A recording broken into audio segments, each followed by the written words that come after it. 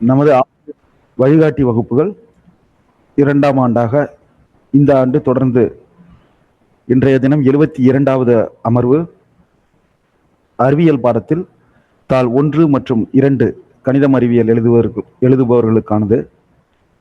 இப்பாடத்தில் வழிகாட்டுவதற்காக திருமதி எஸ் கலைவாணி அவர்கள் பட்டதாரி ஆசிரியர், அரசு மேல்நிலைப்பள்ளி குருகத்தி அவர்கள் வருகை தந்துள்ளார்கள். அவர்கள் இனிதே தங்களுடைய வகுப்பை துவங்குகிறார்கள். நேற்று நம்ம நீர் மாசுபாட்டு மூலங்கள்ல இந்த 25% அதோட நிறுத்தணும் போன கிளாஸ்ல. நெக்ஸ்ட் எந்தெந்த கழிவுகள் அதை பார்க்கலாம். ஃபர்ஸ்ட் தொழிற்சாலை கழிவுகள். இது தொழிற்சாலையில எஃப்ளூவன்ட் வாட்டர்னு சொல்லுவாங்க. ஒரு எந்த ஃபேக்டரியா இருந்தாலும் தண்ணி யூஸ் பண்ணாம எதுவுமே தயாரிக்க முடியாது. எல்லா ஃபேக்டரிக்குமே தண்ணி அத்தியாவசியமானது. ஸோ அப்ப அதை அவங்க வெளியேற்றும் போது அதுல இருக்கக்கூடிய கழிவுகளை என்ன பண்ணா ஃபில்டர் பண்ணிட்டு அதுல இருக்கக்கூடிய கிருமிகள்லாம் ஃபில்டர் பண்ணிட்டு லாஸ்ட்ல அந்த வெறும் தண்ணியை மட்டும்தான் அதுவும் அந்த வார்ம் கண்டிஷன்ல இருக்கக்கூடிய தண்ணியை தான் நீர்நிலைகள்ல கலக்க விடணும்.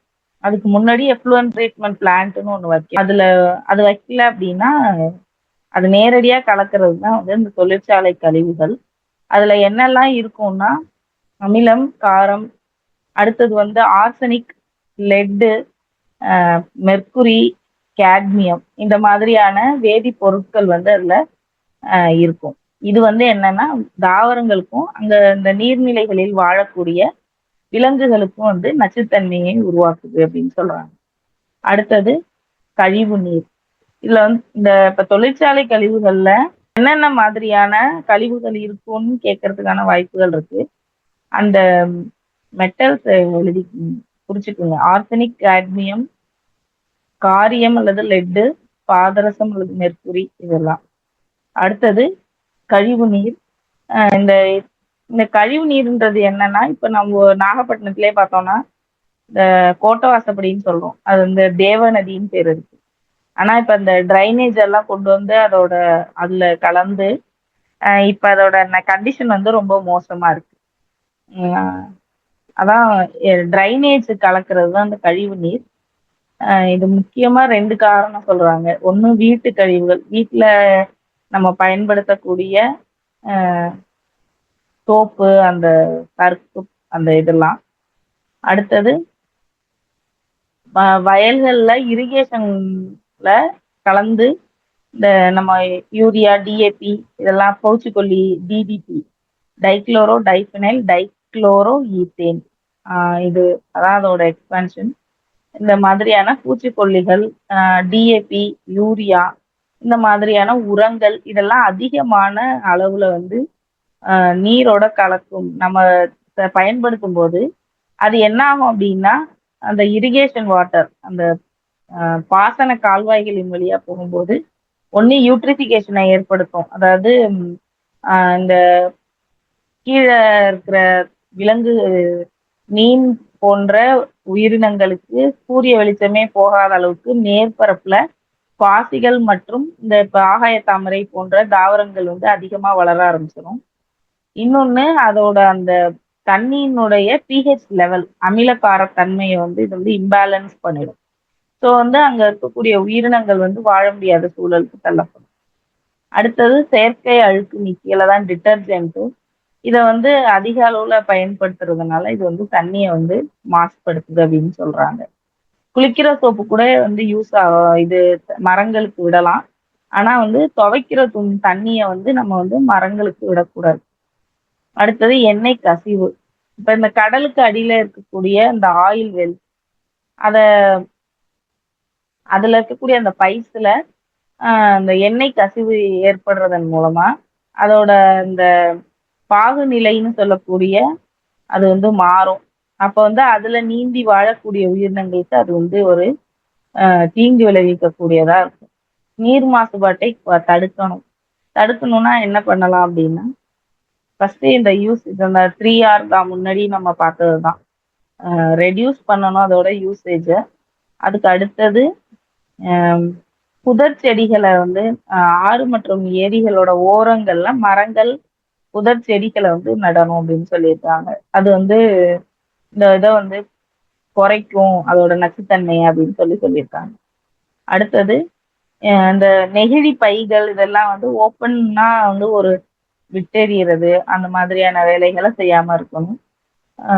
அடுத்தது வந்து இந்த எஃப்ளூவன்ட் ட்ரீட்மெண்ட் கழிவுநீர் சுத்திகரிப்பு மற்றும் மேலாண்மைன்றது செயல்படுத்தணும் அப்படின்னு சொல்றாங்க. நேரடியாக இந்த கழிவு நீரை வந்து நீர் ஆதாரங்கள்ல கலக்க விடுறத வந்து நம்ம வந்து தடுக்கணும் அப்படின்னு சொல்றாங்க.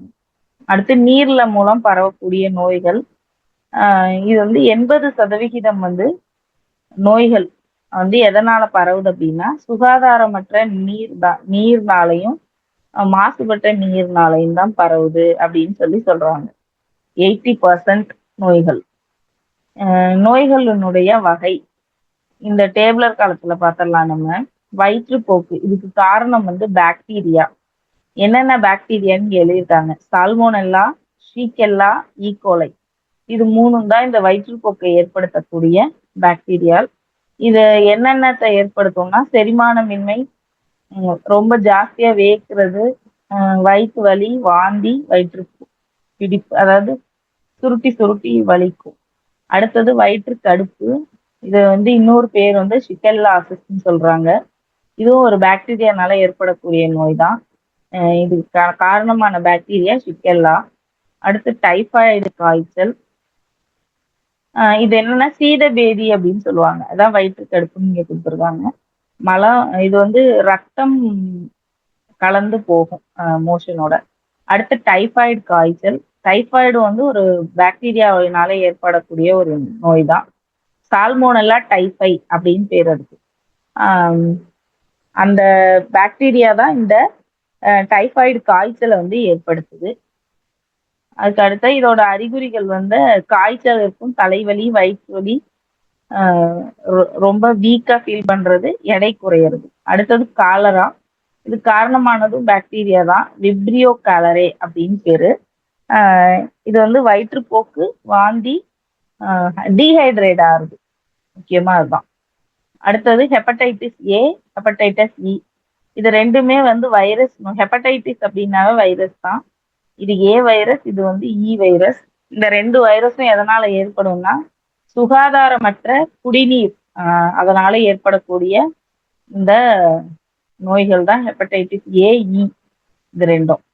இதுக்கு வந்து அறிகுறிகள் வந்து வாந்தி, காய்ச்சல், அதாவது எல்லோ கலர்ல நல்ல டார்க் கலர் யூரின்.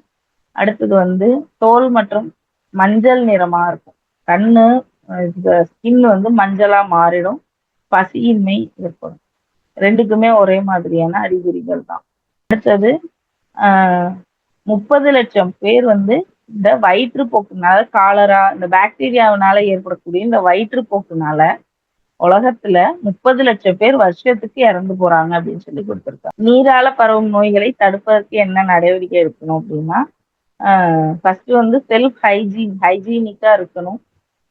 அடுத்தது வந்து தண்ணியை நல்லா கொதிக்க வச்சு குடிக்கணும். குளோரின் அதாவது கிருமி நீக்கம் செய்யப்படுறதுக்காக குளோரின் கலப்பாங்க அந்த தண்ணியோட. அதோட அந்த தண்ணீரை வந்து நம்ம பருகணும். அடுத்தது பாலை வந்து நல்லா கொதிக்க வச்சு குடிக்கணும். அடுத்தது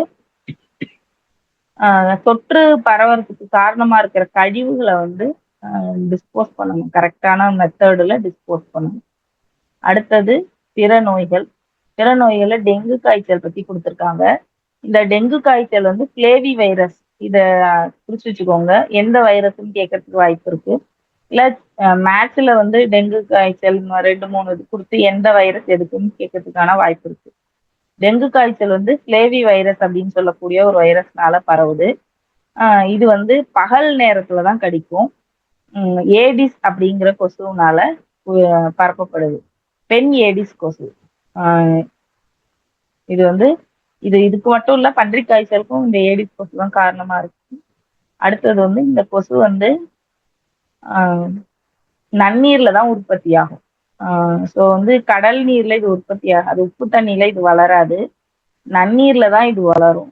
அப்ப வந்து மழை தேங்காம, தண்ணி தேங்காம அதுக்கு தான் வந்து இந்த ஹெல்த் டிபார்ட்மெண்ட்ல இருந்து மழை ஆரம்பிச்சா கொல்லையில எல்லாம் வந்து தேங்காய் இருக்கா, அது தேங்காய் ஓடு, டயரு, இல்ல வந்து ஏதாவது பாத்திரம் கொல்லையில திறந்த வெளியில கிடக்கா அப்படின்லாம் பாக்குறதுக்காக செக் பண்றதுக்கு வருவாங்க. இடையில ஃபைனுன்னு எல்லாம் கூட இடையில சொன்னாங்க.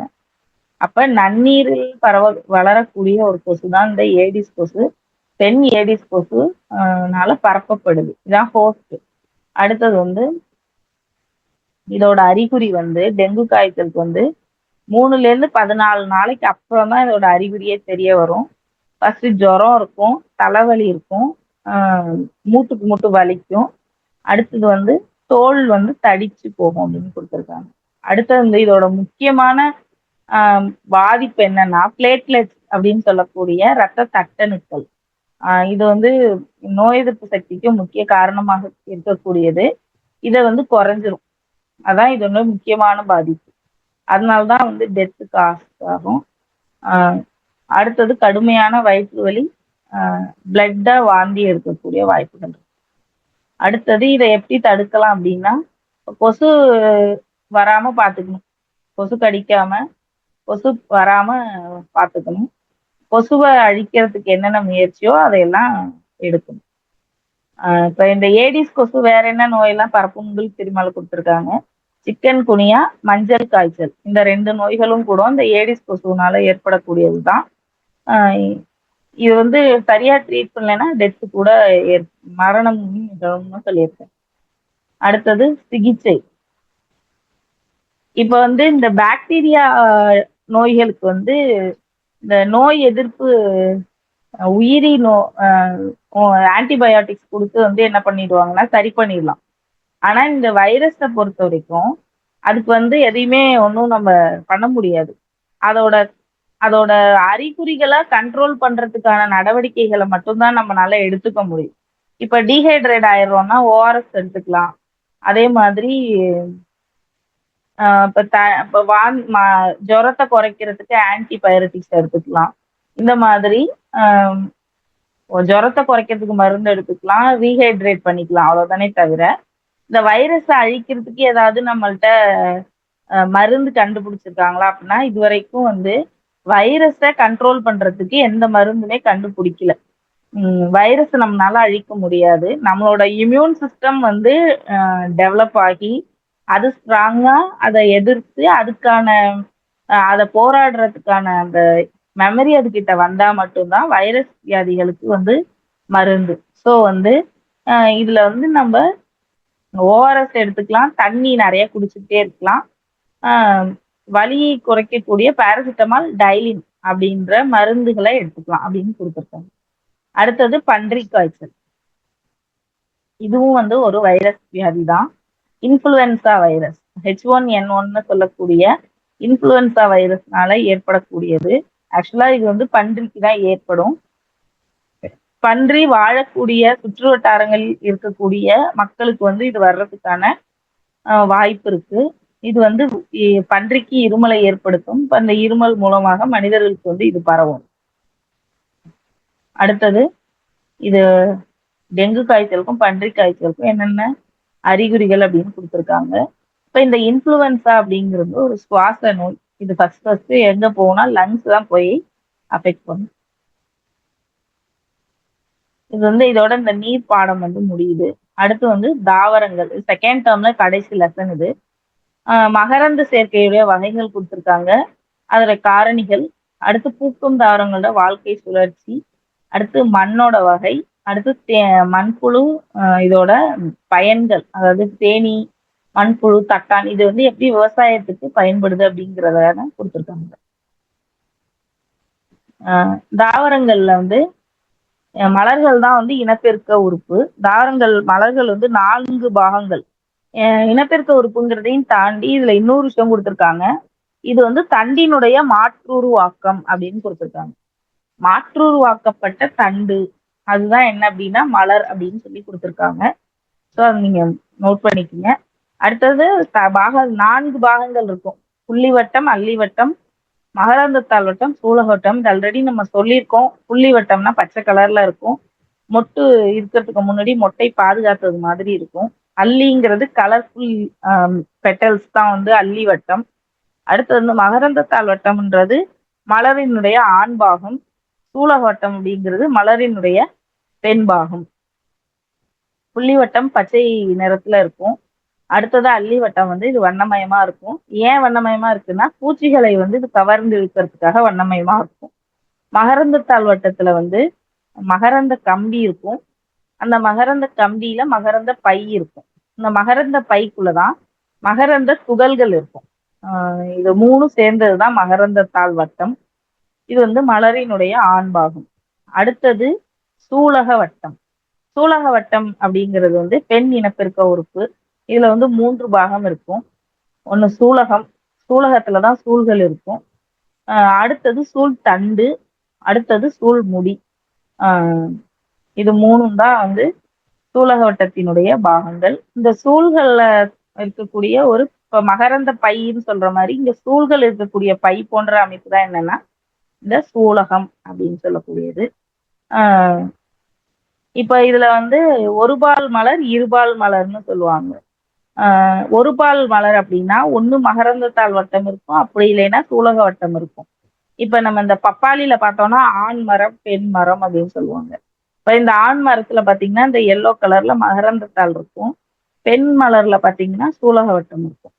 ஸோ வந்து ஏதாவது ஒரு ஒரு இது இருந்தது அப்படின்னா அது வந்து ஒருபால் மலர். ரெண்டுமே மகரந்தத்தாள் வட்டமும் இருக்கும் சூலக வட்டமும் இருக்கும் அப்படின்னா அதுக்கு பேர் வந்து இருபால் மலர் அப்படின்னு பேர்னா செம்பருத்தி வந்து அதுக்கு ஒரு பெஸ்ட் எக்ஸாம்பிள். வேற என்னென்ன எக்ஸாம்பிள் கொடுத்துருக்காங்கன்னா மக்காச்சோளம், பப்பாளி, வெள்ளரி இதுல எல்லாமே வந்து 2 பாகங்களுமே இருக்கும். மகரந்தத்தாள் வட்டம் சூலக வட்டம் ரெண்டுமே இருக்கும். அது வந்து இருபால் மலர்கள் அப்படின்னு சொல்றாங்க. அடுத்து வந்து இந்த மகரந்த சேர்க்கை பத்தி கொடுத்துருக்காங்க.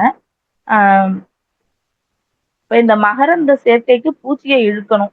பூச்சியை இழுக்கணும்னா பூ எப்படி இருக்கணும் அப்படின்னா வாசனையா இருக்கணும். மலர்களினுடைய வாசனைக்கு காரணம் வந்து இந்த பூச்சிகளை கவர்தல். அதுக்குதான் வந்து மலர்கள் நறுமணம் உடையதாகவும் கலர்ஃபுல்லாகவும் இருக்கு. பெரிய இதழ்களை உடையதா இருக்கு. இது வந்து எதுக்குன்னா இது பகல்ல அலையக்கூடிய பூச்சிகள்னால மகரந்த சேர்க்கை நடக்கக்கூடிய பூக்கள் வந்து பெரிய இதழ்களுடனும் பெரிய பூவாகவும் இருக்கும், நறுமணம் மிக்கதா இருக்கும். அடுத்து வந்து நைட்ல வரக்கூடியது வந்து இப்ப இந்த சில பூவெல்லாம் பார்த்தோம்னா ஈவினிங் ஆனாதான் மலரும், அப்படி ஈவினிங் ஆனாதான் வாசிக்கும். அப்ப அதெல்லாம் என்ன அப்படின்னா ஈவினிங் இருக்க பூச்சி, அண்டிப்பூச்சி, வவ்வால் இந்த மாதிரியான நைட்ல இருக்கக்கூடிய பறவைகளின் மூலமாக மகரந்த சேர்க்கை அதுல நடக்குது அப்படின்னு அர்த்தம். அடுத்து வந்து இந்த பெட்டல்ஸ், அந்த அல்லி இதழ்கள் வந்து கலர்ஃபுல்லா இருக்கு. அதுக்கு காரணமான நிறமியோட பேர் கொடுத்துருக்காங்க. இது முக்கியமானது. எந்த கலருக்கு இதுன்னு சொல்லி இது மேட்ச்ல கேட்கறதுக்கு வாய்ப்பு இருக்கு. சிவப்பு அதாவது ரெட் ரிலேட்டட், அப்புறம் ப்ளூ ரிலேட்டட். இதுக்கு வந்து காரணமான நிறமி வந்து ஆந்தோசைனின். மஞ்சள் ஆரஞ்சு கரோட்டினாய்டு. பச்சைனா பச்சையம் அப்படி இல்லைன்னா குளோரோஃபில் தெரிஞ்சுக்கோங்க. அடுத்து வந்து குறிஞ்சி பூ பத்தி கொடுத்துருக்காங்க. இந்த குறிஞ்சி பூ அதிகமா இருக்கிறதுனால்தான் அது வந்து ஒரு பர்பிள் கலர், அதாவது ப்ளூ கலர் மலர். அதனால்தான் வந்து நீலமலைங்கிற பேர்ல வந்து நீலகிரி அப்படின்னு பேர் வந்திருக்கு. இது 12 வருடங்களுக்கு ஒரு முறைதான் பூக்கக்கூடிய புதர் செடி. இது எங்க இருக்கு அப்படின்னா தென்னிந்தியாவுல மேற்கு தொடர்ச்சி மலைகள்ல உள்ள சோழா காடுகள் அங்க வந்து இந்த பூ இருக்கு அப்படின்னு சொல்லிருக்காங்க. இதோட அறிவியல் பெயர் கொடுத்திருக்காங்க ஸ்ட்ரோபிலாந்தஸ் குந்தியானா. இது வந்து 12 வருஷத்துக்கு ஒருக்கதான் பூக்கும். இது நீலகிரியில அதிகம் பூக்கறதுனால தான் அந்த ஊருக்கே நீலகிரின்னு பேர் வந்திருக்குன்னு சொல்லியிருக்காங்க. அடுத்தது மகரந்த சேர்க்கை. மகரந்த சேர்க்கை அப்படிங்கிறது இந்த மகரந்த துகள் அப்படின்னு படிச்சோம். இந்த மகரந்த துகள் சூலகத்தை சென்றடையக்கூடிய நிகழ்வு. சூளும் மகரந்த துகளும் சேரக்கூடிய நிகழ்வு தான் மகரந்தம் சேர்க்கை. மகரந்தம் போய் சேருது, எதோட சூளோட போய் சேருது. அப்ப அந்த நிகழ்வுக்கு பேர் தான் மகரந்த சேர்க்கை. இந்த மகரந்த சேர்க்கைக்கு அப்புறம் தான் கருவுறுதல் நடக்கும். இதுதான் வந்து இனப்பெருக்கத்தினுடைய முதல் நிகழ்வு. தாவர இனப்பெருக்கத்தினுடைய முதல் நிகழ்வு என்ன அப்படின்னா மகரந்த சேர்க்கை, இதுக்கப்புறம் தான் கருவுறுதல், அதுக்கப்புறம் தான் காய் கனி உருவாதல், அதுக்கப்புறம் தான் விதை பரவுதல் எல்லாமே நடக்கும். ஸோ வந்து மகரந்த பையில இருக்கக்கூடிய மகரந்த தூளானது சூல் முடியை போய் சேர்ந்து அதுக்கப்புறம் சூலகத்துக்கு போறதுக்கு பேர் தான் மகரந்த சேர்க்கை. இப்ப இந்த மகரந்த சேர்க்கை 2 வகைப்படும். ஒண்ணு வந்து ஒரே மலர்ல இருக்கக்கூடிய மகரந்த துகள் அதனுடைய சூலகத்தை சென்றடைவதற்கு பேரு தன்மகரந்த சேர்க்கை. இப்ப ஒரு ஒரு மலர்ல இருக்கக்கூடிய மகரந்த துகளானது அடுத்த மலருக்கு அதே வகை தாவரத்துல இருக்கக்கூடிய இன்னொரு மலருக்கு போய் சேர்றது வந்து என்ன அப்படின்னா அயல் மகரந்த சேர்க்கை. அயல்னா வேற பூ, வேற வேற பூக்களுக்கு இடையில மகரந்த துகள் பரிமாறிக்கொள்ளப்படுகிற நிகழ்வு, அதுதான் வந்து அயல் மகரந்த சேர்க்கை. இங்க ஒரே பூ, அதுல இருக்கிற மகரந்த துகள் வந்து அதே பூல இருக்கக்கூடிய சூலகத்தை சென்றடையுது. இங்க ஏதோ ஒரு எக்ஸ்டர்னல் ஃபேக்டர், அது காத்தா இருக்கலாம், விலங்கா இருக்கலாம், பறவையா இருக்கலாம், பூச்சியாக இருக்கலாம். அப்ப ஏதோ ஒரு எக்ஸ்டர்னல் ஃபேக்டர்னால இன்னொரு பூவுக்கு போய் அந்த மகரந்த துகள் சேருது இல்லையா, அதுக்கு பேர் தான் அயல் மகரந்த சேர்க்கை. எவல்யூஷன்ல புதிய தரமான இந்த மகரந்த சேர்க்கை எதன் மூலமா நடக்குது? சார் கேக்குதா? Audible, visible ma'am. மகரந்த சேர்க்கை எது மூலமா நடக்குதுங்கிறத பொறுத்து இத வந்து பேர் நிறைய வச்சிருக்காங்க. காத்துல நடக்கக்கூடிய மகரந்த சேர்க்கை, இது வந்து அனிமோமீட்டர் அப்படின்னாவே காற்றினுடைய வேகத்தை அளக்கு. அனிமோ அப்படின்னாவே காத்துன்னு இருக்கும். ஸோ அனிமோஃபிலி, இங்க வந்து ஃபிலி ஒன்று வரும், கோரின்னு ஒன்று வரும், பின்னாடி வரும். கோரி அப்படின்னா விதை பரவுதல், பிலி அப்படின்னா மகரந்த தூள் பரவுதல். இப்ப இந்த மகரந்த தூளானது எப்படி அயல் மகரந்த சேர்க்கையில ஒரு செடியில இருந்து இன்னொரு செடிக்கோ, ஒரு பூல இருந்து இன்னொரு பூக்கோ பரவுது அப்படின்றத வகைகள் தான் இங்க கொடுத்துருக்காங்க. காத்து மூலம் பரவுனுச்சுன்னா அதுக்கு பேர் வந்து அனிமோஃபிலி. இந்த இது வந்து ரொம்ப லேசா இருக்கும். இந்த மகரந்த தூள்கள் வந்து ரொம்ப லேசா காணப்படும். இது காத்துல அடித்து செல்லக்கூடிய வகையில இருக்கும். இதுக்கு எடுத்துக்காட்டு வந்து புல், சோளம், பைன், இந்த இதை கொடுத்துருக்காங்க. அடுத்து நீர் மூலம் மகரந்த சேர்க்கை. ஹைட்ரோ அப்படின்னாவே தண்ணி, ஹைட்ரோஃபிலி அப்படின்னா நீர் மூலம் மகரந்த சேர்க்கை நடக்குதுன்னு அர்த்தம். ஆப்வியஸா நீர்வாழ் தாவரங்களுக்கு வந்து நீர் மூலம் தான் வந்து மகரந்த சேர்க்கையானது நடைபெறும். இப்ப இந்த போகும்போது தண்ணியில கடந்து போகும்போது அது ஈரமா ஆயிடாம இருக்கிறதுக்காக அதுக்கு சுத்தி ஒரு ஜெல்லி மாதிரியான ஒரு பிசின் காணப்படும். இதுக்கு எக்ஸாம்பிள் வந்து ஹைட்ரில்லா செஸ்டேரியா அதை கொடுத்துருக்காங்க, வாலிஸ்மேரியா, அதாவது நீர்வாழ் தாவரங்கள். அடுத்து பூச்சிகள் மூலம் பண்ணா அதுக்கு பேர் எண்டமோஃபிலி. சூரியகாந்தி, ஏற்கனவே நம்ம சொன்ன மாதிரி பெரிய இதழ்கள் கொண்ட பெரிய சைஸ்ல இருக்கக்கூடிய பூக்கள் வந்து இந்த எண்டமோஃபிலி மூலமா தான் மகரந்த சேர்க்கை நடக்குது. இது வந்து நறுமணம் உடையதாகவும் கலர்ஃபுல் பெட்டல்ஸ் உள்ளதாகவும் இருக்கும். அடுத்து உங்களுக்கு தெரியுமால என்ன கொடுத்துருக்காங்க அப்படின்னா பழந்தின்னி வௌவால், ஓசனி சிட்டு, எறும்பு, இது வந்து மகரந்த சேர்க்கைக்கான முக்கிய பறவைகள். இந்த மாதிரி பூச்சிகளின் மூலமாக நடைபெறக்கூடிய, அதாவது பறவைகள், பறவைகளை பத்தி படிக்கிறதுக்கு பேரு ஆர்னித்தாலஜி. இந்த பறவைகள் மூலமாக நடைபெறக்கூடிய மகரந்த சேர்க்கைக்கு ஆர்னித்தோபிலி அப்படின்னு பேரு. அடுத்து கருவுறுதல். இந்த கருவுறுதல் அப்படின்னா மகரந்த தூளும் சூளும் இணைந்து, ஆண் இன செல்லும் பெண் இன செல்லும் இணைந்து கருவை உருவாக்குகிற நிகழ்வு பேரு வந்து கருவுறுதல் அப்படின்னு பேரு. இந்த கருவுற்ற செல்லு தான் வந்து கருமுட்டை அப்படின்னு சொல்றோம். இந்த கருமுட்டை வந்து ஒரு புதிய விதையாக உருவாகும். அடுத்தது கனி மற்றும் விதை உருவாதல். கருவுறுதலுக்கு பின் சூல் பையில கனி வந்து வளர ஆரம்பிக்குது.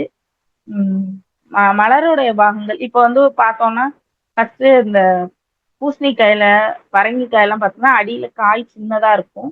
கொஞ்ச நாள்ல பார்த்தோம்னா இந்த காய் பூ வந்து என்னன்னா காஞ்சி சுருண்டு உளுந்துரும், அப்புறம் காய் வந்து பெருசாக ஆரம்பிக்கும். அப்ப என்ன அர்த்தம்னா இந்த பூல இருக்கக்கூடிய மகரந்த துகள் அந்த சூலகம், அதான் இந்த காயின்னு சொல்றோம் இல்லையா, அதுதான் சூலகம். அந்த சூலகத்துல இருக்கக்கூடிய சூழ்களை கருவுற செய்த பின் இந்த பூ வந்து காஞ்சு விழுந்துரும். அப்ப உள்ளார இருக்கக்கூடிய விதைகள் வந்து சூழ்கள்னு சொல்லக்கூடிய விதைகள் வந்து என்ன பண்ணும்னா வளர ஆரம்பிக்கும். அப்ப காயோட சைஸ் வந்து பெருசாகும். விதை வந்து விதை உறையால் மூடப்பட்டு காணப்படும்.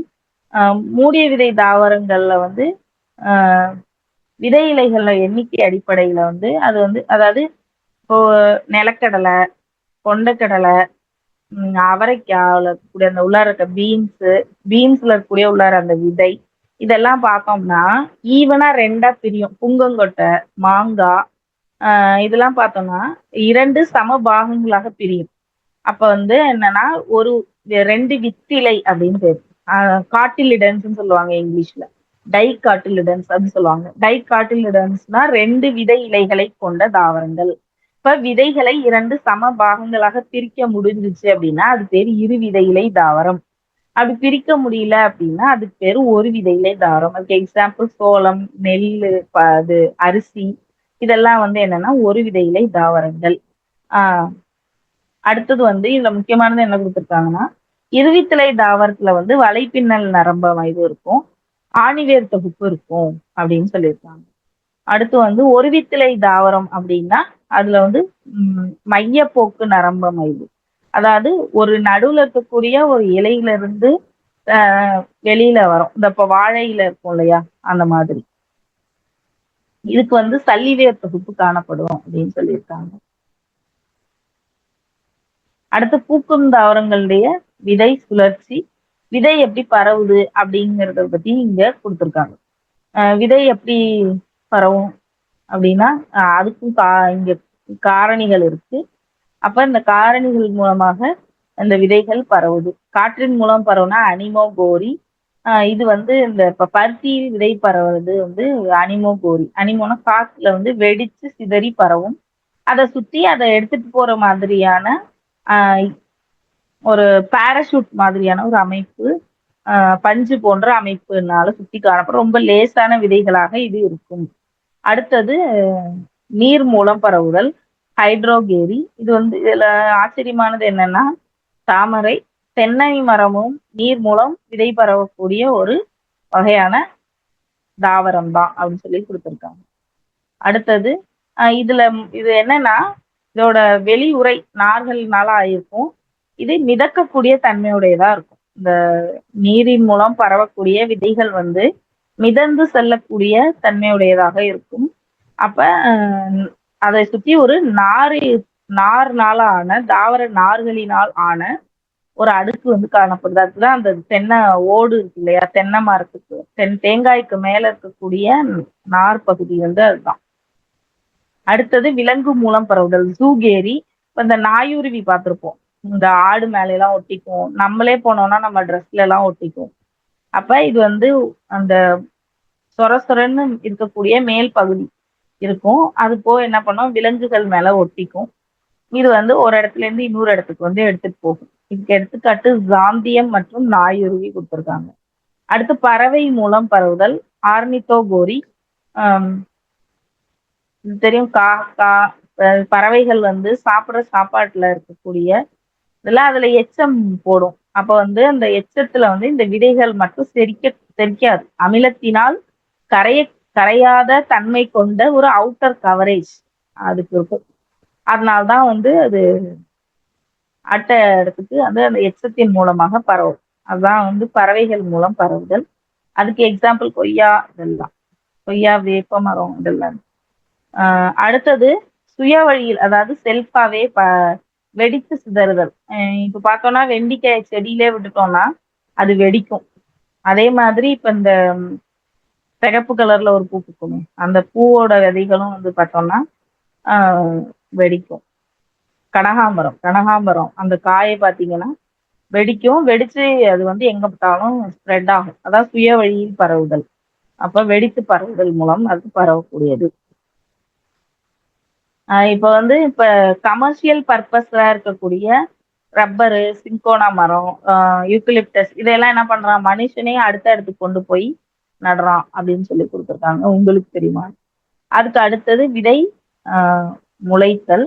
இந்த விதை அப்படிங்கிறது வந்து ஒரு கருவுற்ற சூழ், அதுதான் வந்து விதை அப்படின்னு சொல்றாங்க. இதுல வந்து 2 இது பகுதி இருக்கும், ஒண்ணு முளை குருத்து, இன்னொன்னு வேர் குருத்து.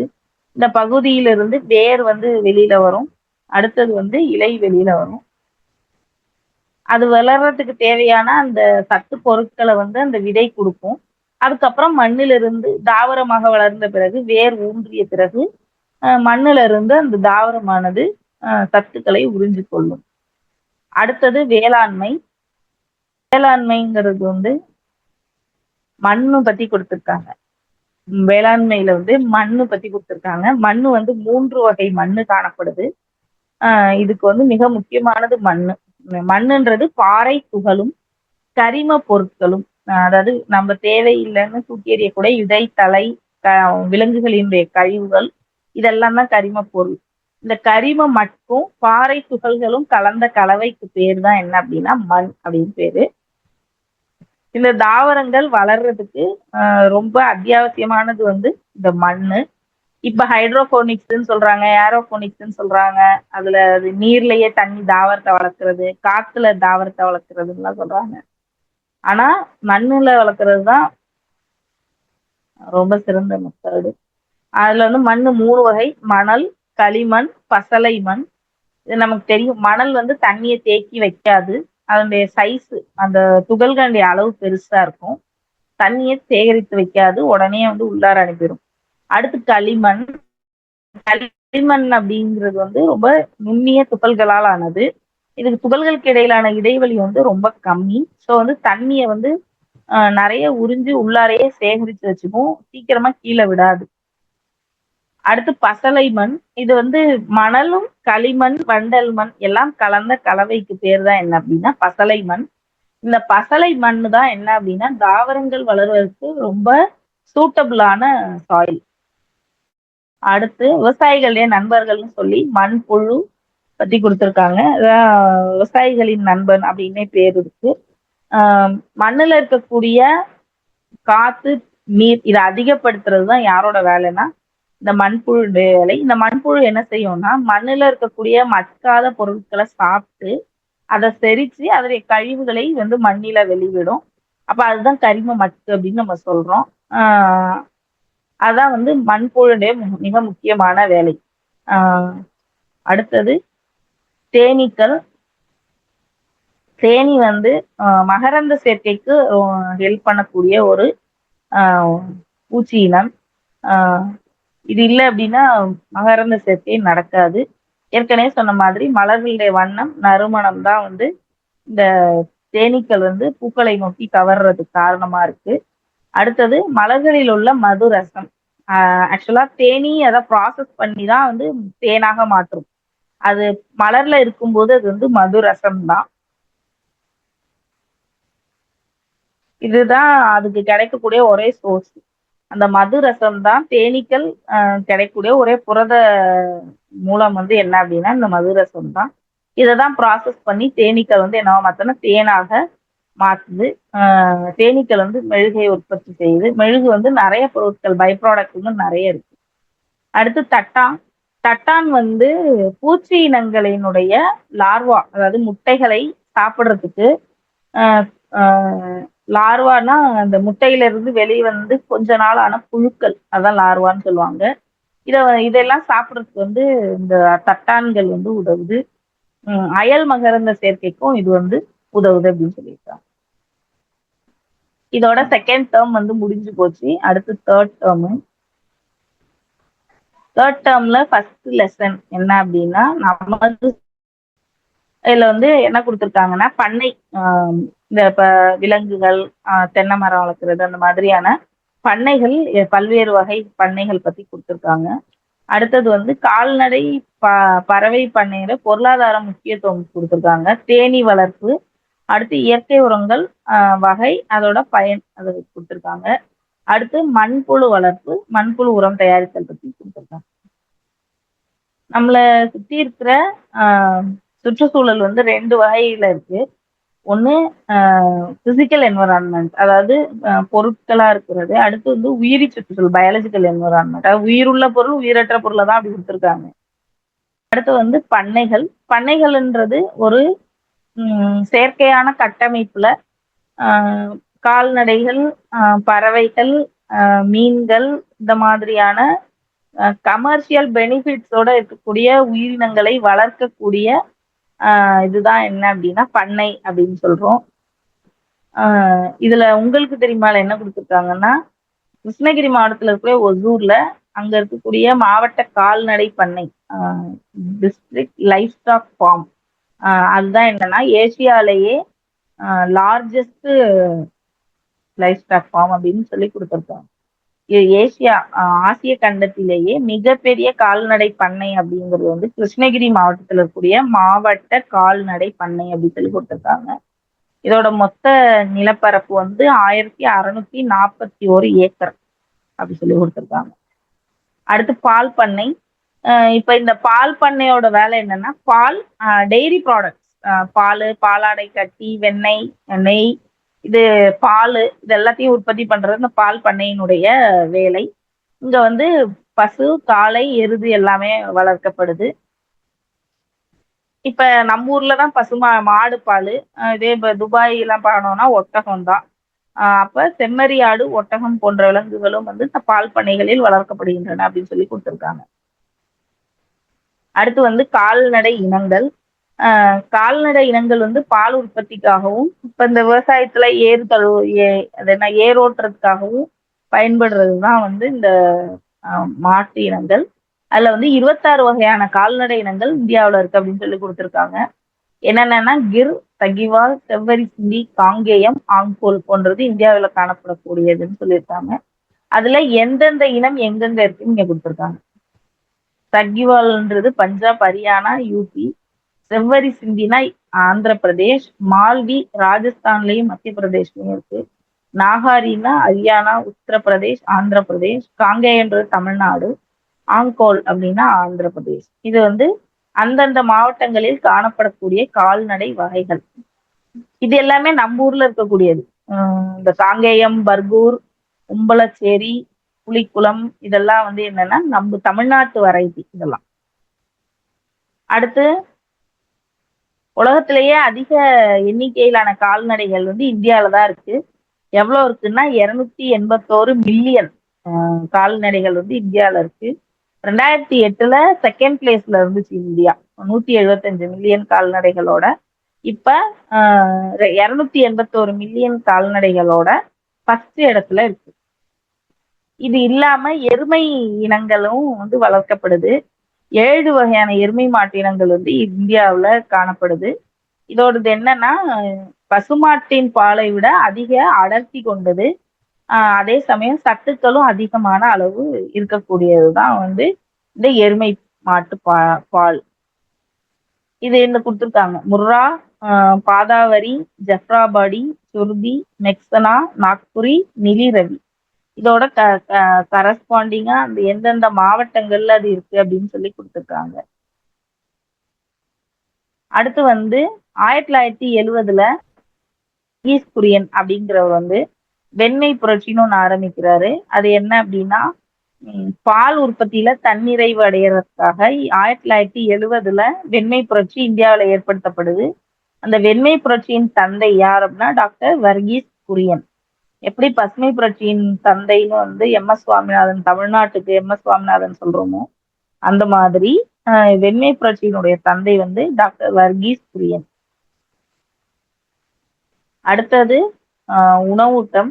எப்படி வந்து மனுஷனுக்கு வந்து ஆரோக்கியமான உணவு, நல்ல காற்றோட்டமான இருப்பிடம், அடுத்து வந்து சுத்தமான குடிநீர் தேவையோ அதேதான் அந்த கால்நடைகளுக்கும் தேவை. அதுல என்னன்னா இப்ப நம்ம உணவு வந்து முக்கியமான உணவு என்னன்னா நார்ச்சத்து மிகுந்த உணவுப் பொருளை வந்து அதுக்கு கொடுக்கணும். மனுஷனுமே ஆக்சுவலா அப்படிதான் எடுத்துக்கணும். ஆனா நம்ம எடுத்துக்கிறது இல்லை. ஆனா மாடு, ஆடு, இந்த கால்நடைகளுக்கு வந்து நார்ச்சத்து அதிகமுள்ள உணவுப் பொருட்களை வந்து நம்ம கொடுக்கணும்.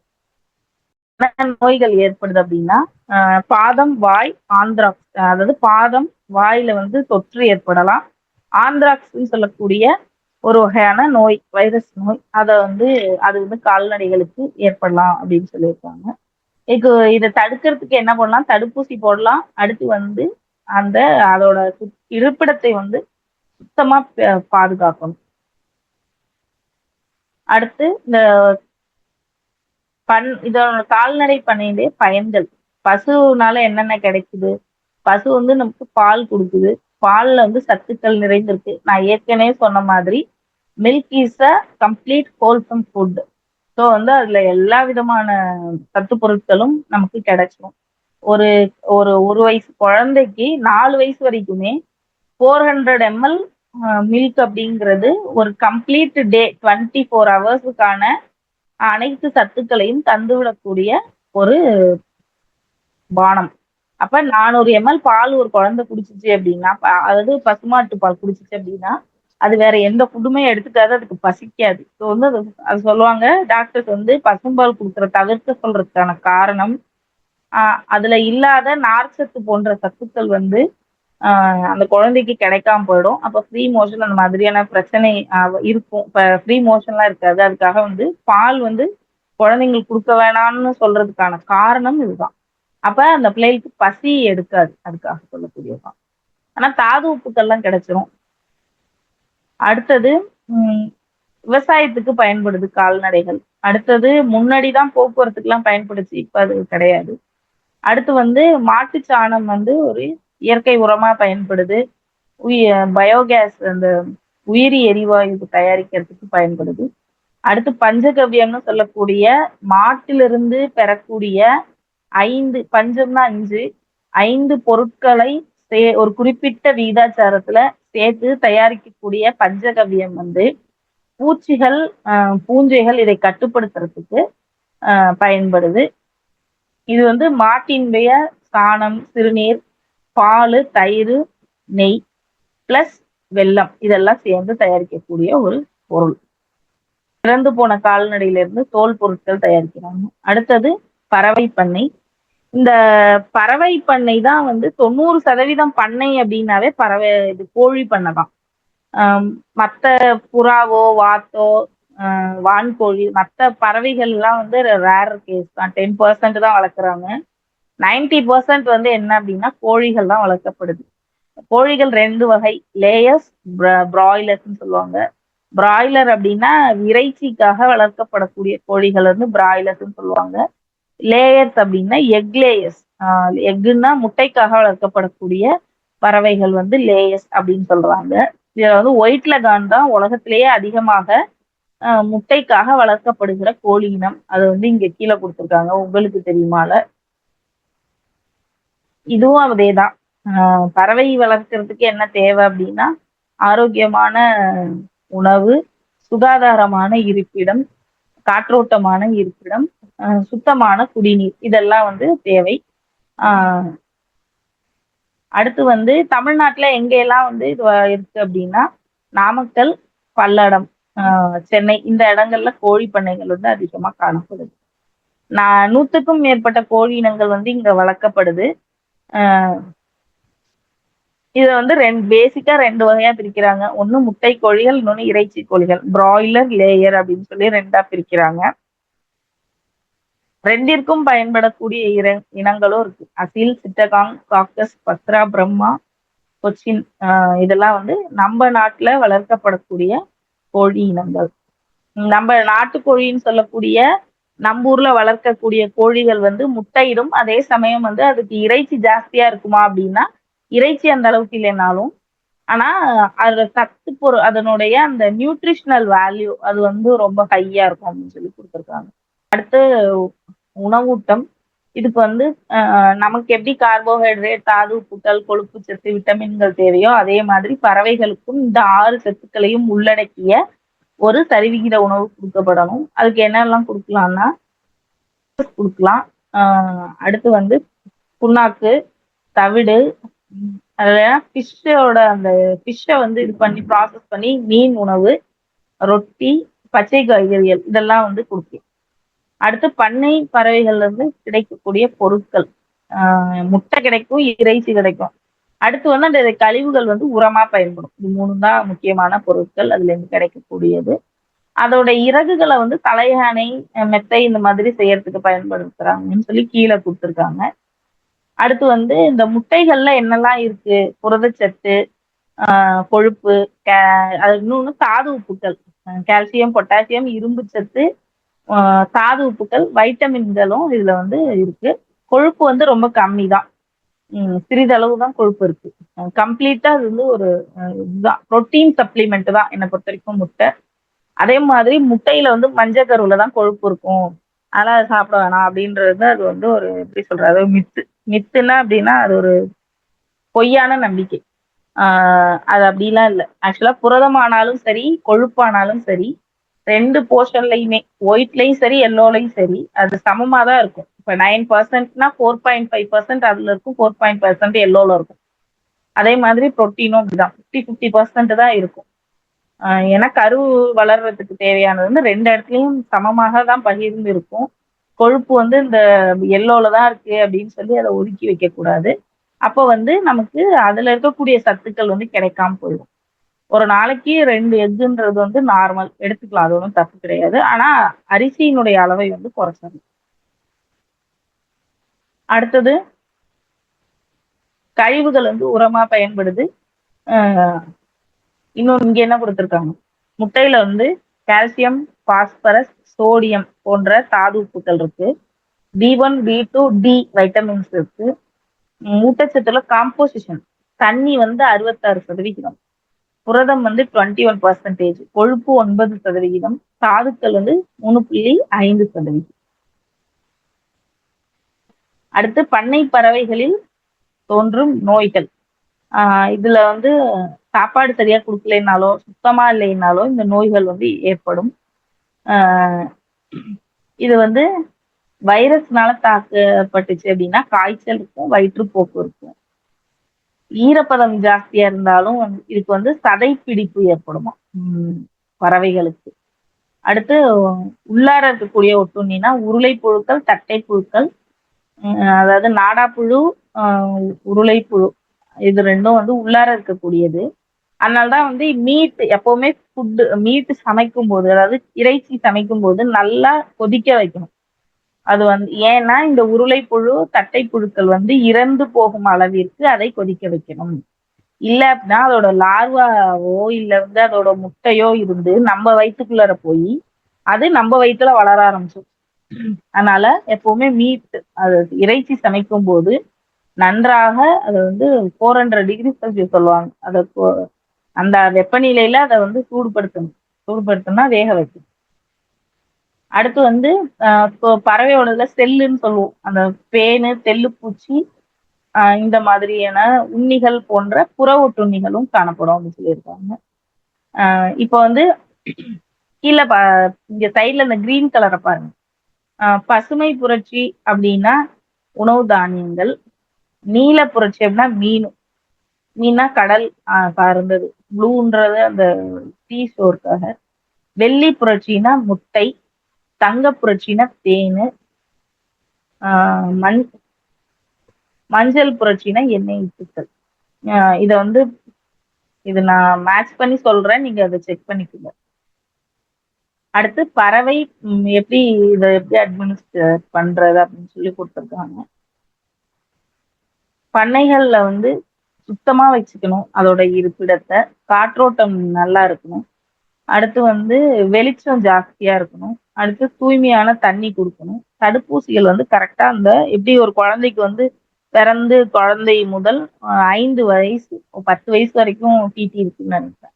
10 வயசு வரைக்கும் குழந்தை தடுப்பூசியை வந்து ரொட்டீனா அந்த எந்த பீரியட்ல என்ன போடணும்னா அதே மாதிரி தடுப்பூசிகள் கரெக்டா போடணும் அப்படின்னு சொல்லி கொடுத்துருக்காங்க. அடுத்தது தேனீ வளர்ப்பு. தேனீக்கள் வந்து பிரத்யேகமான மரக்கூண்டுகளில் வளர்க்கப்படுகிற மரப்பெட்டிகளில் வளர்க்கப்படுகிறது தான் தேனீ வளர்ப்பு. இதை எப்பிகல்ச்சர் அப்படின்னு சொல்றாங்க. எப்பிகல்ச்சர் அப்படின்னா தேனீ வளர்ப்பு அப்படின்னு அர்த்தம். 3 வகையான தேனீக்கள் காணப்படுது. ஆண் தேனி, வேலைக்கார தேனி, ராணி தேனி. இந்த ராணி தேனிங்கிறது இருக்கிறதுலே பெரிய சைஸ் தேனி. ஆண் தேனி வேலைக்கார தேனியை விட பெருசு, ராணி தேனியை விட சின்னது. இந்த ஆண் தேனிக்கும் ராணி தேனிக்கும் என்ன வேலைன்னா ரீப்ரொடக்ஷன் மட்டும்தான் வேலை. அது ராணி தேனி வந்து கண்ட்ரோல் மெக்கானிசம், அதாவது அந்த அந்த கூட்டில இருக்கக்கூடிய அனைத்து வேலைகளும் எப்படி நடக்கணும், என்ன நடக்கணும், என்ன கொடுக்கணும் எல்லாமே டிசைட் பண்றது ராணி தேனி தான். இதோடைய வாழ்நாள் வந்து 3 முதல் 4 வருடம். ஒரு நாளைக்கு வந்து 2000 முட்டை போடுமா இந்த ராணி தேனி. அடுத்தது ஆண் தேனி. இது வந்து பார்த்தினோ கார்பிக்னு சொல்லுவாங்க. அதாவது என்னன்னா கருவுரா முட்டையிலிருந்து உருவாகக்கூடிய ஆண் தேனீகள். அதாவது கருவுரா கனிகள் நம்ம சொல்லுவோம், விதையில்லா கனிகளை சொல்லுவோம், ஆனா பார்த்தினோ கார்பின்னு சொல்லுவாங்க. அப்ப இந்த ஆண் தேனீக்கள் கருவுறாத முட்டைகளிலிருந்து உருவாகக்கூடியது. இது இனப்பெருக்க திறனுடையது. இதோட வேலை என்னன்னா ராணி தேனி இடக்கூடிய முட்டைகளை கருவுற செய்யறது தான் இதோட வேலை. வேலைக்கார தேனி வந்து ரொம்ப சின்ன சைஸு. அது வந்து பெண் தேனி. அதோட வேலை அது வந்து கரு அதாவது அது வந்து மலட்டுத்தன்மை உடையது. இதோட வேலை வந்து என்ன அப்படின்னா தேன் சேகரித்தல், அந்த கூட்டை பராமரிக்கிறது, இதெல்லாம் வந்து இந்த வேலைக்கார தேனியினுடைய வேலை. இந்த ஆண் தேனியினுடைய வாழ்நாள் வந்து 57 நாள். இது வந்து தேன்கூட்டினுடைய வெப்பநிலையை ஒழுங்குபடுத்துறதுக்கு இது பயன்படுது அப்படின்னு சொல்லியிருக்காங்க. அடுத்து ஒரு குழுவுக்கு ஆண் தேனியோட எண்ணிக்கை 100 கணக்குல இருக்கும். ஆனா வந்து ஒரு கூட்டுக்கே ராணி தேனி ஒண்ணுதான் இருக்கும். வேலைக்கார தேனி வந்து நிறைய இருக்கும். அடுத்து வேலைக்கார தேனி. இது வந்து மலட்டு தேனி. இனப்பெருக்கம் செய்ய இயலாது. இந்த தேனி வந்து ஏன்னா எல்லா வேலையுமே இதுதான் செய்யும். ரொம்ப சுறுசுறுப்பா இருக்கும், தேன் சேகரிக்கும், கூட்டை சுத்தப்படுத்தும், பாதுகாக்கும். இப்ப ராணி தேனி வந்து ஒரு இறந்து போகக்கூடிய சூழ்நிலையில புதிய ராணி தேனி பிறக்கும்போது அதுக்கு வந்து அந்த உணவு கொடுக்கறது எல்லா வேலையுமே இந்த வேலைக்கார தேனிகள் தான் செய்யும். இதோடைய வாழ்நாள் வந்து 6 வாரம், 6 வீக்ஸ் தான் இது உயிரோட இருக்கும்.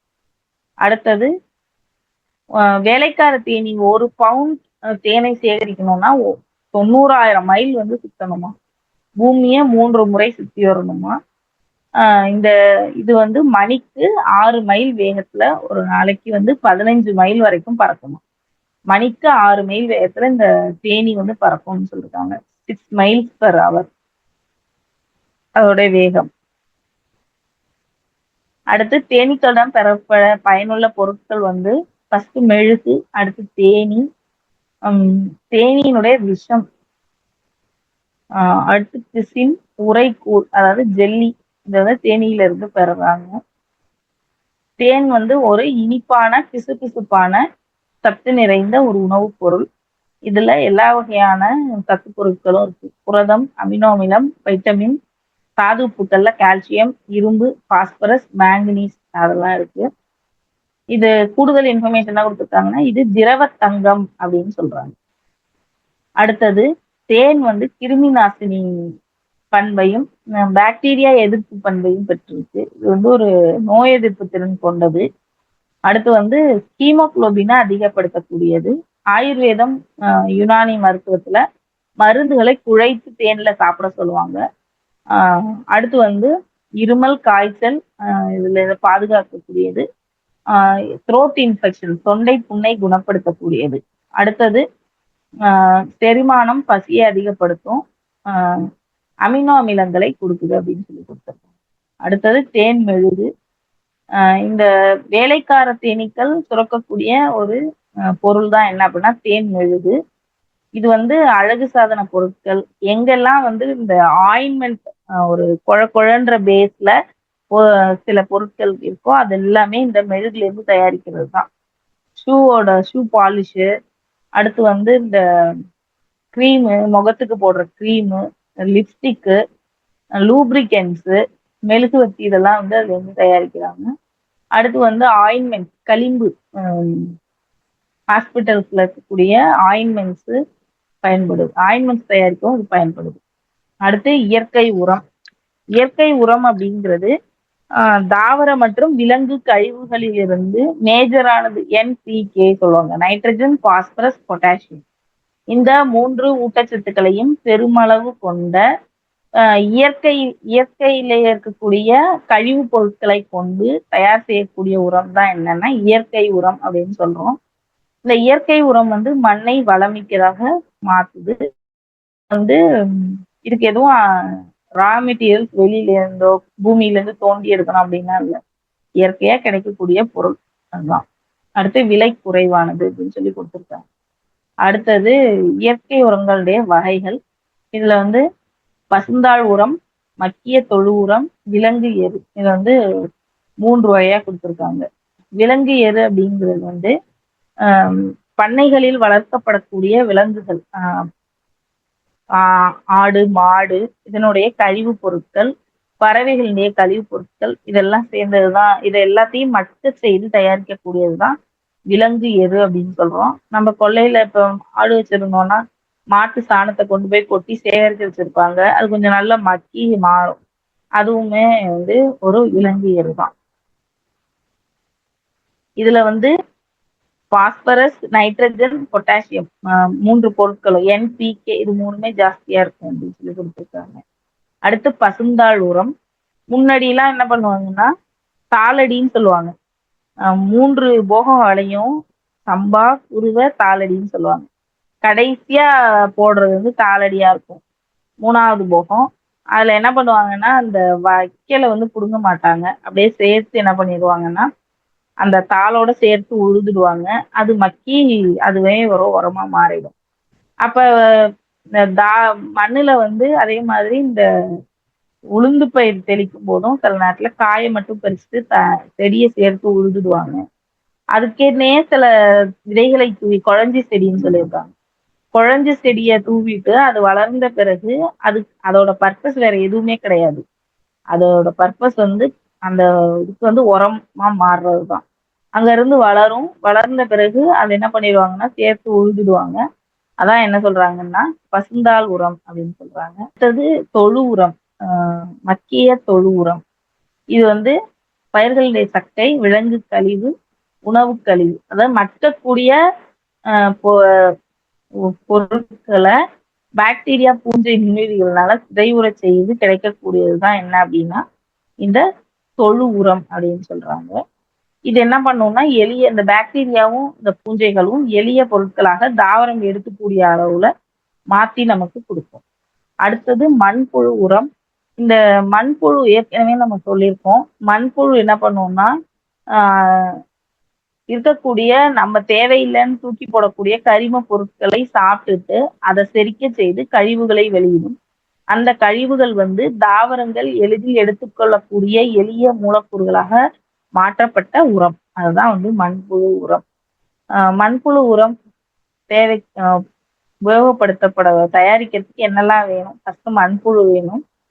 அடுத்து வந்து வைக்கோல், உமி, தேய் அதாவது டீத்தூள், புகையிலை கழிவு போன்ற பயிர் கழிவுகள், பழம் மற்றும் காய்கறி கழிவுகள், மாட்டு சாணம், பறவைகள் எச்சம், வெள்ளாடு மற்றும் செம்மறியாடு போன்றதோட கழிவு. மொத்தம் கழிவுகளை வந்து கொட்டி அதுல மண்புழுவை விட்டு அதை வந்து செரிக்க வச்சு வந்து உரமா மாத்தணும்னா அது மண்புழு உரம். அவ்வளவுதான். மக்குனுச்சுன்னா அது தொழு உரம். இதோட நன்மைகள் வந்து இதேதான் என்பிகேவை கொடுக்குது. அடுத்து நீர் உறிஞ்சக்கூடிய தன்மை, மண் அரிமானம் இல்லாம தடுக்கிறது, இதெல்லாம் இதோட வேலை. அடுத்து வந்து தாவரங்களுக்கு தேவையான சத்தை வந்து இது கொடுக்குது. நோய் வராமல் தாவரங்களை பாதுகாக்குது. மண்ணில் இருக்கக்கூடிய அதாவது சாயில் ஏர்னு சொல்லுவாங்க. சாயில் ஏர், சாயில் வாட்டர்னு சொல்லுவாங்க. அது வந்து ஒரு நல்ல கண்டிஷன்ல இருக்கணும். அப்படி இருந்ததுன்னா நல்ல செடியா இருந்து நல்லா வளரும். அதை வந்து இது பாதுகாக்குது. கழிவு நீர் சுத்திகரிக்க பயன்படுது. செயற்கை போரங்கள்ல பயன்பாட்டை குறைக்குது அப்படின்னு சொல்லி நம்ம பார்க்கக்கூடிய சாதாரண இது வந்து மண்புழு உரம் பயன்படுத்துறது இல்லை. கூட்டாக வாழ்ந்து பெருகும் தன்னுடைய சிறப்பு வகை மண்புழுக்களே வந்து இதுக்கு பயன்படுத்துறாங்க. இதுக்கு என்னென்ன வகையானதுல பயன்படுத்துறாங்கன்னா ரெட் விக்லஸ், ஐரோப்பிய நைட் கிராக்லஸ், யூரோப்பியன் நைட் கிராவ்லஸ், அடுத்து வந்து ஆப்பிரிக்கன் நைட் கிராவ்லஸ், அது போன்ற மண்புழு வகைகளை வந்து நம்ம பயன்படுத்துறாங்க. அடுத்தது விலங்குகளே இனப்பெருக்கம். அடுத்து முட்டையிடுறது, குட்டி போடுற விலங்குகள், அழியும் என்டேஞ்சர்ட் ஸ்பீஷிஸ் பத்தி கொடுத்துருக்காங்க. பாதுகாக்கப்பட வேண்டிய அவசியம், வனவிலங்கு சரணாலயம், தேசிய பூங்காக்கள், விலங்குகளை ஏன் துன்புறுத்தக்கூடாது, அதோட அவசியம், இதை பத்தி இந்த லெசன்ல கொடுத்துருக்காங்க. 2 வகையான இனப்பெருக்கம், ஒண்ணு பாலின பெருக்கம், இன்னொன்னு பாலிலா இனப்பெருக்கம்.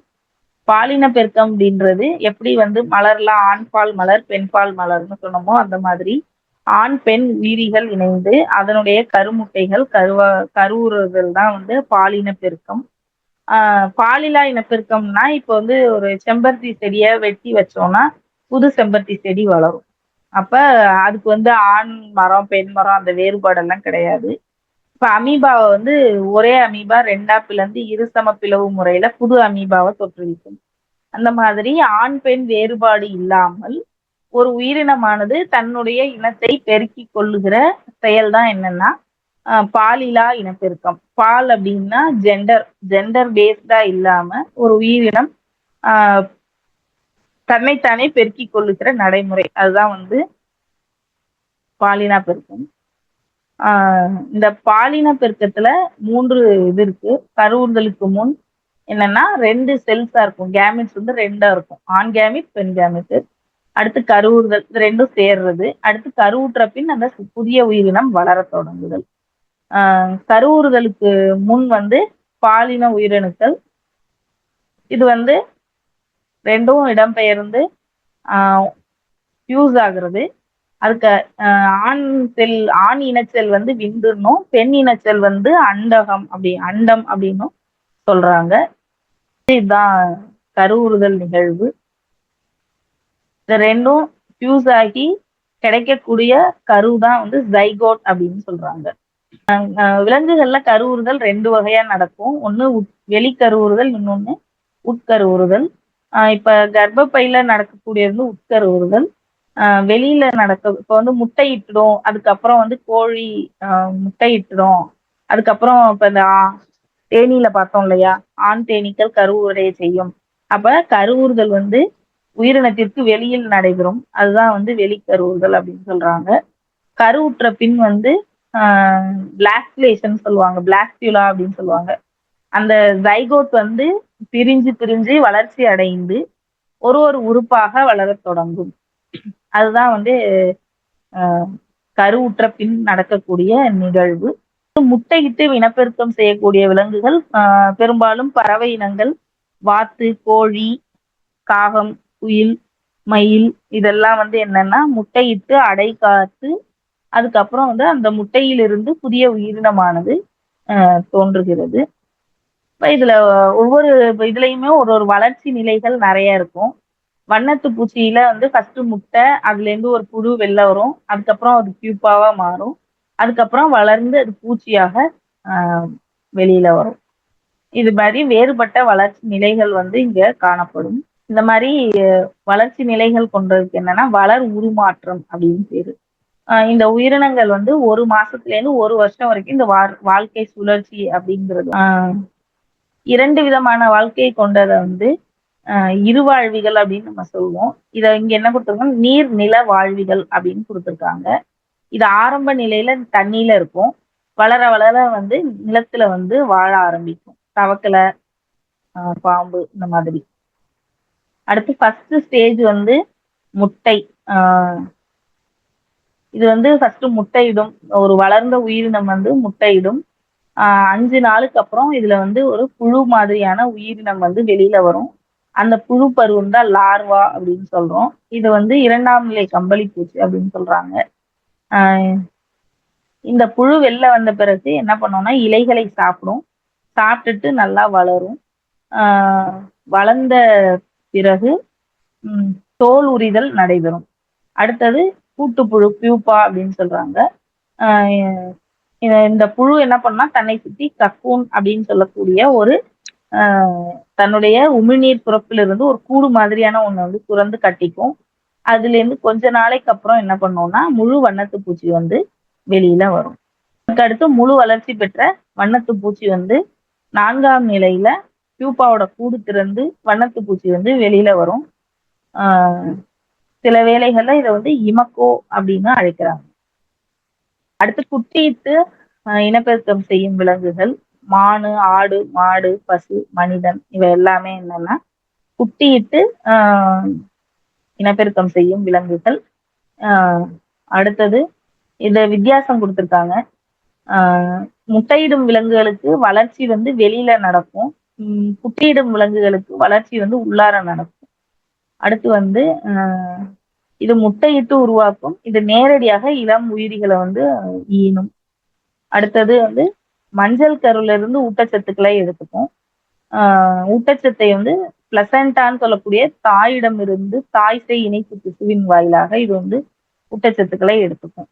இதுக்கு எடுத்துக்காட்டு பூச்சி, மீன், ஊர்வன பறவைகள். இதுக்கு எடுத்துக்காட்டு பூனை, நாய், சிங்கம், மனிதன். அடுத்து பாலிலா இனப்பெருக்கம். ஆஹ் இந்த இனப்பெருக்கத்துல வந்து ஆண் உயிரி, பெண் உயிரின்ற வேறுபாடு கிடையாது. ஒரு உயிரினம் தன்னுடைய இளம் உயிரியை தோற்றுவிக்கும். அது பிளவடைவதன் மூலமாக நடைபெறும். பிளவி பெருக்கம் அப்படின்னா ஒரு உயிரினம் ரெண்டா பிரியலாம், இல்லைன்னா நிறையவாகவும் பிரியலாம். அந்த மாதிரி பிளவி பெருக்கம்னா ஒரு உயிரினம் ரெண்டாக பிரியறதுக்கு பேர் தான் என்ன அப்படின்னா பிளவி பெருக்கம். இதுக்கு எக்ஸாம்பிள் என்னன்னா தட்டைப்புழு, கடற்பஞ்சு, கடல் வெள்ளரி போன்ற உயிரினங்கள் வந்து 2 பகுதிகளாக பிரிவடைந்து இது பண்ணும். அடுத்து மொட்டு விடுதல். மொட்டு விடுதல் அப்படிங்கிறது வந்து ஒரு புற வளர்ச்சி ஒண்ணு தோன்றும். அது வந்து வளர ஆரம்பிக்கும். அதுக்கப்புறம் சாதகமான சூழ்நிலையில புதிய தாவரமாக வளரும்.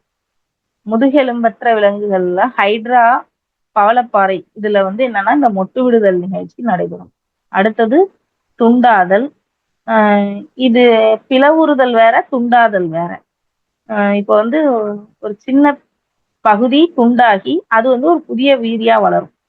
இப்ப காளான்லாம் எடுத்துக்கிட்டோம்னா காளானோட விதைகள் அப்படிங்கிறது வந்து என்னன்னா பதப்படுத்தப்பட்ட அந்த காளான் தான். அதோட சின்ன பகுதி கீழே விழுந்தா கூட என்ன பண்ணா அதுல இருந்து ஒரு புதிய உயிரினம் வந்து தோன்றும்.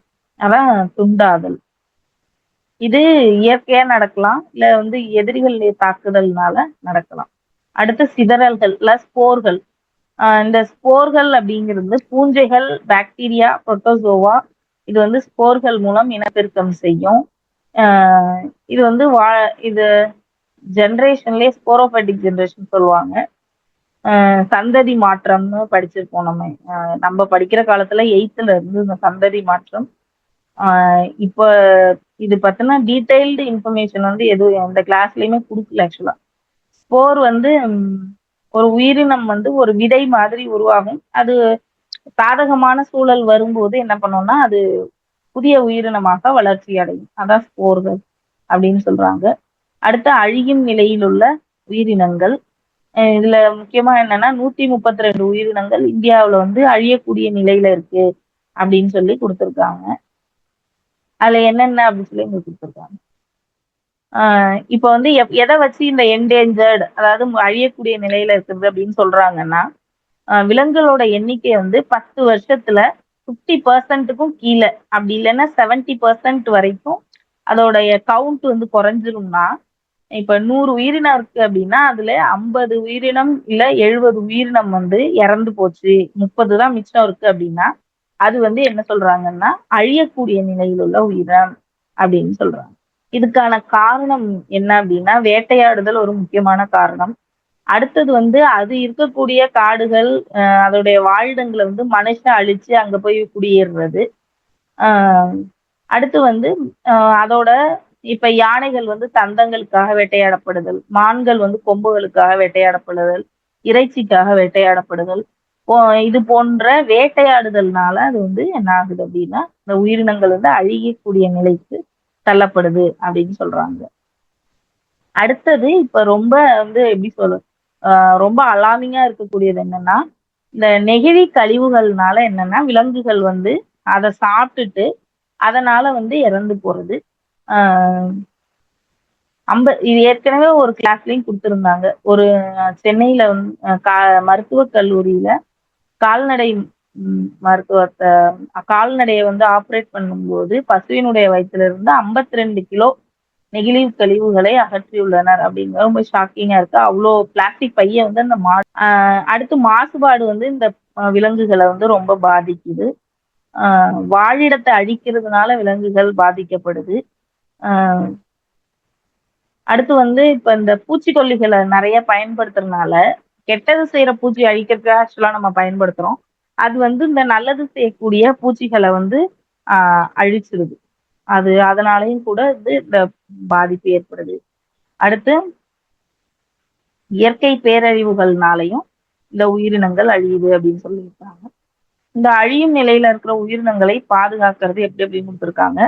வேட்டையாடக்கூடாது, விலங்குகளை கொல்றதை தடை செய்யணும், சுற்றுச்சூழலை மாசுபடுத்தக்கூடாது, பிளாஸ்டிக் யூசேஜை குறைக்கணும், அடுத்து பூச்சிக்கொல்லி வேதிப்பொருட்களை நம்ம யூஸ் பண்ணக்கூடாது, மரங்கள் அதிகமாக வளர்க்கணும், அடுத்தது ஈகோ ஃப்ரெண்ட்லி பொருட்களை நம்ம வாங்கி பயன்படுத்தணும் அப்படின்னு சொல்லி. அடுத்தது புலிகள் பாதுகாப்பு திட்டம். வங்க புலிகளை காப்பாற்றுறதுக்காக 1972ல ப்ராஜெக்ட் டைகர் அப்படின்றது ஆரம்பிக்கிறாங்க. இது 1973 ஏப்ரல் 1ஆம் நாளில் செயல்படுத்தப்பட்டது. இந்தியாவுல புலிகளின் எண்ணிக்கை அதிகரிச்சிருக்கு. 2006ல 1400 இருந்தது. 2018ல 2967 அதிகரிச்சிருக்கு. இது எதோட சக்சஸ்னா இந்த ப்ராஜெக்ட் டைகருடைய சக்சஸ். இப்ப சிறப்பு தரவு புத்தகம் இது என்னன்னா, இந்த அழியக்கூடிய நிலையில இருக்கக்கூடிய தாவரங்கள் மற்றும் விலங்குகளினுடைய ரெட் டேட்டா புக், அந்த தரவுகளை உள்ளடக்கிய புத்தகம் தான் என்னன்னா சிவப்பு தர புத்தகம். இதுல இருந்து அப்படின்னா கருப்பு கலர்ல இருந்துச்சுன்னா அழிஞ்சிருச்சு அப்படின்னு அர்த்தம். எக்ஸ்டிங்க்ட் அப்படின்னு சொல்லுவாங்க. சிவப்புன்னா என்டேஞ்சர்டு, அழியக்கூடிய நிலையில இருக்கு. வெள்ளை அப்படின்னா கிட்டத்தட்ட அழிய போகுது. பச்சை அப்படின்னா இப்ப அதிகரிக்க ஆரம்பிச்சிருக்கு அப்படின்னு அர்த்தம். இது யாரால பாதுகாக்கப்படுதுன்னா IUCN இயற்கை பன்னாட்டு இயற்கை பாதுகாப்பு சங்கம் இதனால பாதுகாக்கப்படுது.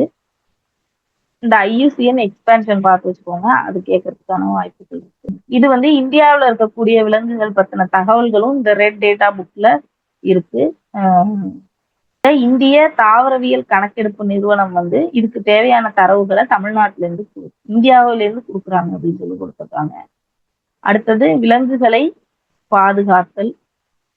விலங்குகளை பாதுகாக்கிறதுக்கு என்ன பண்ணலாம்னா பூங்காக்கள் அமைக்கலாம், ஜூ தேசிய பூங்காக்கள் கட்டலாம். இது 100 முதல் 500 சதுர கிலோமீட்டர் பரப்பளவுடைய ஒரு பகுதி. இங்க பயிரிடுதல், கால்நடை வளர்ப்பு, இந்த மாதிரியான வேளாண்மைக்கு, அதாவது செயற்கையா எதுவும் செய்ய முடியாது.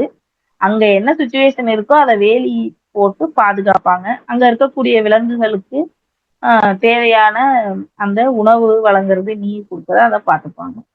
ஜிம் கார்பெட் தேசிய பூங்கா இதான் உத்தரகாண்ட் மாநிலத்துல இருக்கு. இதான் இந்தியாவினுடைய முதல் தேசிய பூங்கா அப்படின்னு நினைக்கிறேன். இங்க நிறைய விலங்குகள் வாழுதுன்னு கொடுத்துருக்காங்க. அடுத்து கிர்வன தேசிய பூங்கா, இது குஜராத் மாநிலத்துல இருக்கு.